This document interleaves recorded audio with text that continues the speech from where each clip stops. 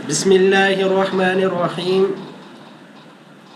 रूहानी मीडिया के प्यारे मुअज़्ज़ज़ नाज़रीन, अस्सलामु अलैकुम वरहमतुल्लाहि वबरकातुहू। मैं उम्मीद करता हूँ कि आप तमाम बहन भाई खैर व आफ़ियत के साथ होंगे, और मेरी दुआ है कि अल्लाह पाक आप सबको खैर व आफ़ियत से रखे। चलते हैं अपने आज के मौजू की तरफ। कुर्बानी के गोश्त की तकसीम।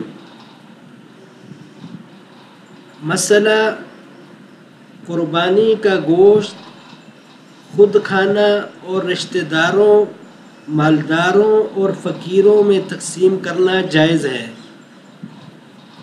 लेकिन बेहतर यह है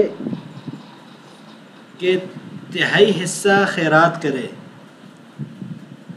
अगर तिहाई से कम खैरात किया तो भी कोई गुनाह नहीं।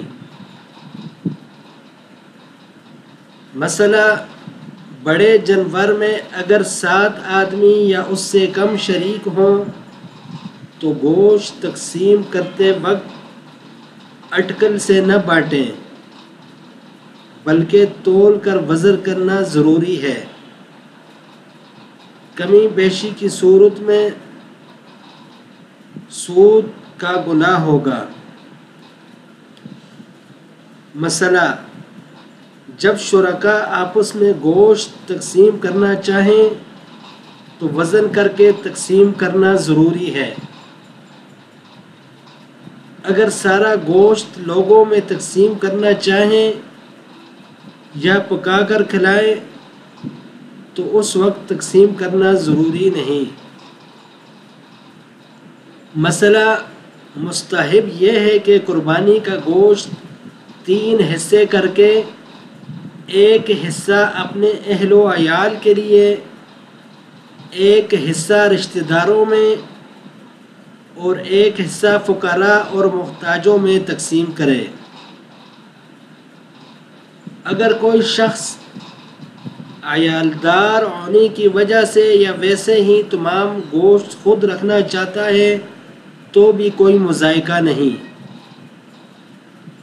मसला कुर्बानी का गोश्त सिर्री, पाए और चर्बी का बेचना जायज़ नहीं। बिलफ़र्ज़ अगर किसी ने फ़रोख्त कर लिया तो उसकी कीमत का सदका करना वाजिब है।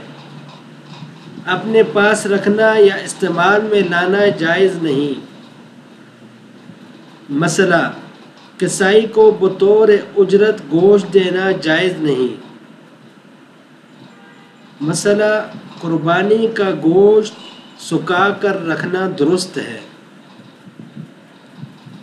मुअज़्ज़ज़ नाज़रीन, इसी के साथ मुझे इजाज़त दीजिए, फिर मिलते हैं इंशाअल्लाह अगली वीडियो में। आपसे गुजारिश है कि हमारी वीडियोस को लाइक करें, चैनल को सब्सक्राइब करें और वीडियो को दोस्तों के साथ शेयर करें। जज़ाकल्लाहु खैर। अस्सलामु अलैकुम वरहमतुल्लाहि वबरकातुहू।